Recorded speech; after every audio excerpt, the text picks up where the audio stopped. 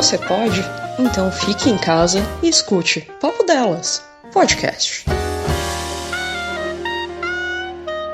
Papo Delas, podcast sobre isso.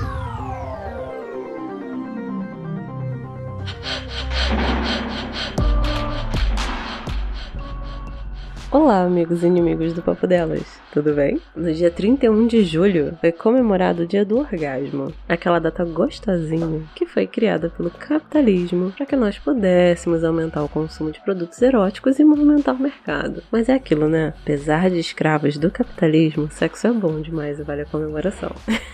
Então, para comemorar a data eu vim aqui conversar com vocês sobre aquela comidinha gostosa que tem influência na libido, tanto masculina quanto feminina, e alguns outros fatores que também podem influenciar no desejo sexual. É importante lembrar, galera, que uma má alimentação pode causar baixa na produção de alguns neurotransmissores relacionados ao bem-estar e ao prazer, e essas alterações influenciam o nosso desempenho sexual. Da mesma forma que uma alimentação mais balanceada pode gerar melhores respostas nesse aspecto. Então vamos dar nomes aos bois. Para que venhamos a sentir desejo sexual, são necessários a serotonina e a noradrenalina, que é produzida a partir da conversão da dopamina. Mas vamos aos pouquinhos, né? Porque começar devagar é gostoso demais.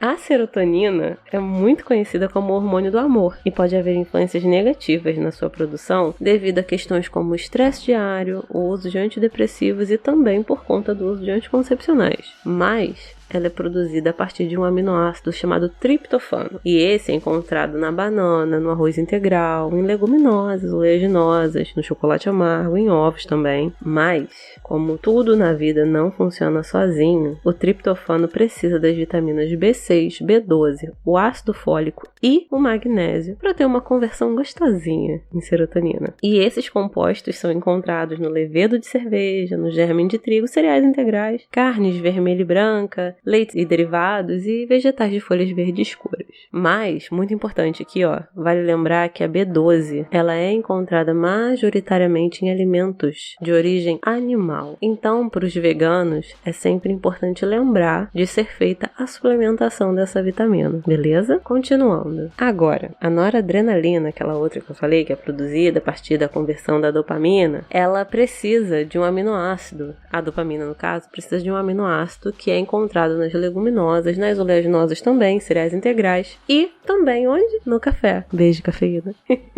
E além desses, outros dois que eu deixei agora pro final, mas também são muito importantes, são o zinco. E esse aqui, principalmente pros homens, hein? Porque ele tem influência na produção do sêmen, pra ter aquela produção de direito.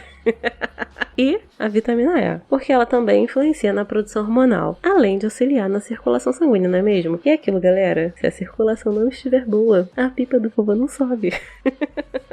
E vale lembrar que o zinco é encontrado em ostras, ovos, leite e aveia, por exemplo, e a vitamina E nas oleaginosas, de novo. Só que nós não podemos esquecer da questão da hidratação, galera. Então, por favor, bebam água. Agora, se antes eu tava falando sobre como ficar todo vapor, nesse momento eu vou falar rapidinho sobre aspectos que podem influenciar na diminuição do desempenho sexual. E aí, aqui nesse momento, café, se você puder, coloca aquele sonzinho do Skype ficando offline, ou do Windows desligando.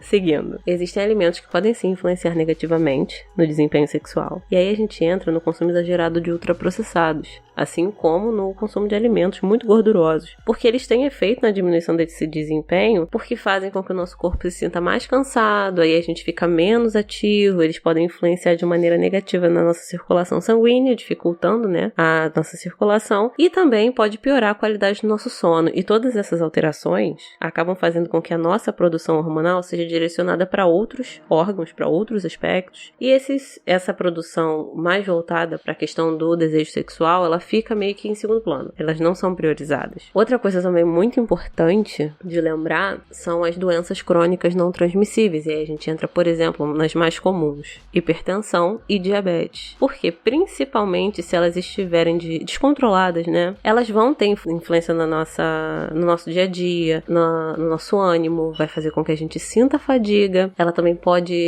podem influenciar na nossa circulação de forma geral, mas é aquilo. Esses efeitos efeitos negativos são mais observados no caso de descontrole dessas doenças crônicas não transmissíveis. A partir do momento em que a gente tem um controle delas, com a alimentação adequada, com exercícios físicos, esses problemas podem ser evitados. Porque o nosso organismo ele vai estar estabilizado e aí a nossa produção hormonal ela fica padronizada e a gente consegue ter uma produção hormonal para outros aspectos além do controle daquilo que poderia ser ruim, digamos assim. Outra coisa muito importante, bebida alcoólica. Ah, Patrícia, não pode beber? Pode, calma. Mas não de maneira exagerada, tá? Por quê? O consumo dessas bebidas alcoólicas de maneira exagerada podem diminuir o nosso desempenho sexual. Só que foco na questão do exagerado. Então isso não significa que uma tacinha de vinho à noite com seu parceiro, pra, né, dar um foguinho no rabo.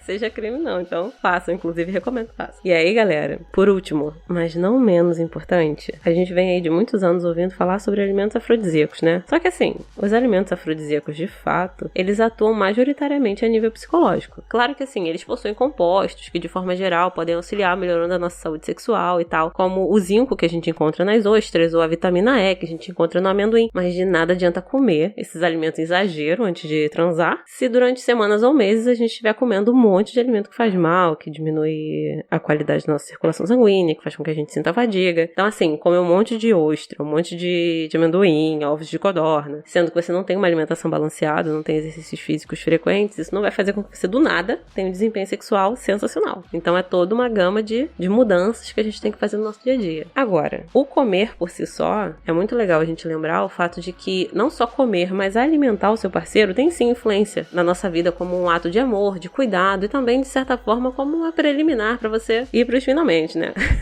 Por isso que, assim, um jantar mais elaborado, uma caixa de chocolate, ou até tomar uma bebida gostosa, diferente e tal, pode sim agir como uma espécie de preliminar, tá? Então, meus amores... seja no dia do orgasmo ou fora dele, organizem um jantarzinho mais elaborado pro seu parceiro, prepara um ambiente, né? E, como diz aquele que, vral.